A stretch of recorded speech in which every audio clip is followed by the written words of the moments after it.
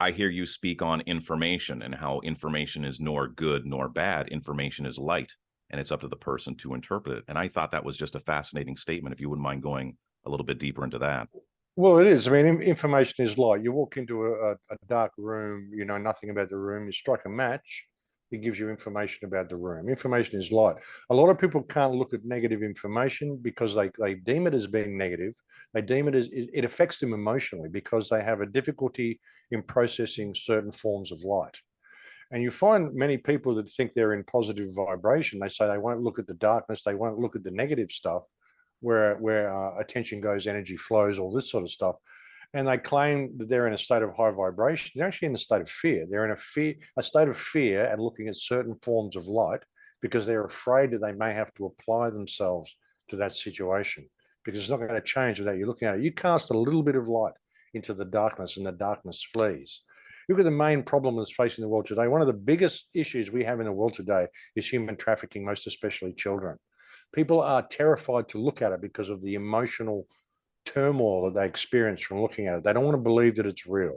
But if they were to just look at it, we could heal it. It would go away. If you really care about the children, don't think that you're maintaining a high vibration. Cast yourself into the darkness and look at it. Because by doing that and revealing that and bringing light to it, we can heal it.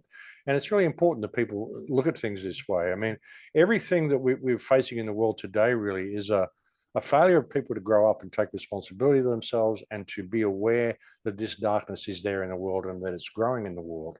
And the main thing that's causing it to grow is their failure to look at it. People have got to see it. They've got to see what we're facing here. And they're putting it in your face so much now with everything they're doing in the last 3 years. I mean, how can you not see it? And how can you not want to take some responsibility for this? It's time for us to shake off the chains of parenthood because we've never really grown up. You know, we have our parents, then we have our school as parents, we leave school, and the government becomes our parents. And everyone wants permission to think or act a certain way or to say a certain thing. People want permission to say something that they can see is obviously true because they're scared of what other people might think about it, or they're scared of peer group pressure, all that sort of stuff. That's why we get so demonized because people are terrified of taking the responsibility for themselves. They're terrified of looking at what you're saying and considering it might be true. The cognitive dissonance. They've got Stockholm syndrome. You know, they believe the government's there to protect them. And it's very confronting for a lot of people. I mean, I'm really fortunate that I woke up when I was 4 years old. I imagine going through life to be 40 or 45 or 50 and suddenly realizing that everything I've been living in my life has been a lie. This is very confronting to a lot of people. Everything that they've strived to achieve, the rungs of success that they've measured themselves up to, according to society, of course, not according to anything of their own. You know, never really discovered themselves or been themselves or done what they wanted to do or say what they wanted to say because they never really had permission to do it because they believed they needed the permission to begin with. This is what our society does. This is how people are trained and programmed. So, you know, we come along and we start saying, hey, look, everything isn't right here. The government isn't your friend and there's a massive depopulation going on.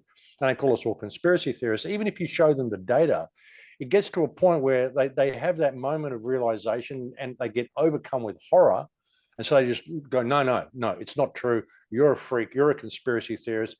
And the only defense they've got against the information is to attack you and to hack you down and to troll you and to make you go away at any cost whatsoever because they are terrified of facing the truth about this world.